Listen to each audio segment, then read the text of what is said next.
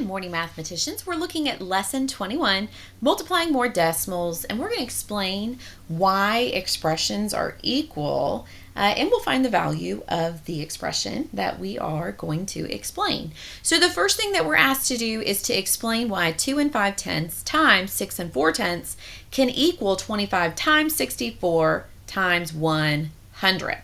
Why are those two things equal? Well, we've talked about this. Let's go ahead and capture some of our ideas that we've had in our lessons. Let's capture it in a good explanation.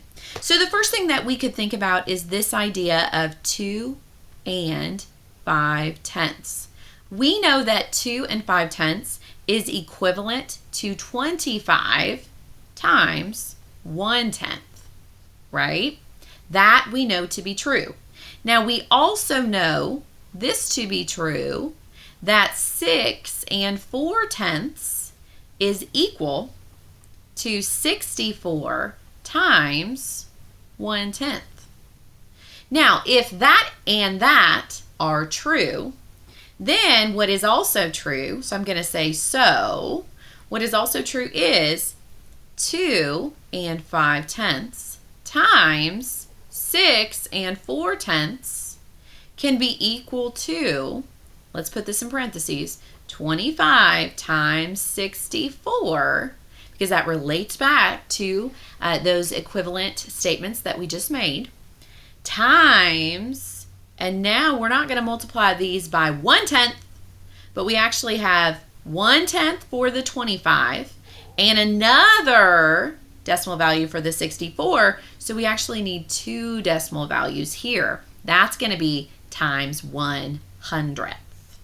Now, that is a good explanation for exactly why this works. We have justified how we've turned the 2 and 5/10 to 25 by multiplying it by one decimal value, but the 6 and 4/10 can become 64 if we add another decimal value, which is why here at this moment we're going to multiply by two decimal values, the 1/100th. Okay, that completes our number 1. The next thing that we need to do is actually carry out that plan to find the value for number 2. Okay, so if you're ready, we're going to go on down to number 2. If not, just pause that video and go back and continue your thinking or write down that number 1. But let's go ahead and carry out our plan for number 2. Now, the first thing that we need to do, what we said, is we're going to think about our 25 times 64. Now, there are multiple ways that we can multiply this. I'm going to go ahead and do the area model since I feel like my videos have been a little heavy with the standard algorithm lately. So let's switch it up and let's do something different here. Now, here we have our 2 times 6 is going to be 12, and then take a look, there's 2 zeros outside that basic fact. Now I have my 6 times 5, which is 30, and there's one additional 0 outside that basic fact. Now, down for my bottom row, I have 2 times 4 equals 8, and 1 0 outside the basic fact, and 4 times 5 equals 20.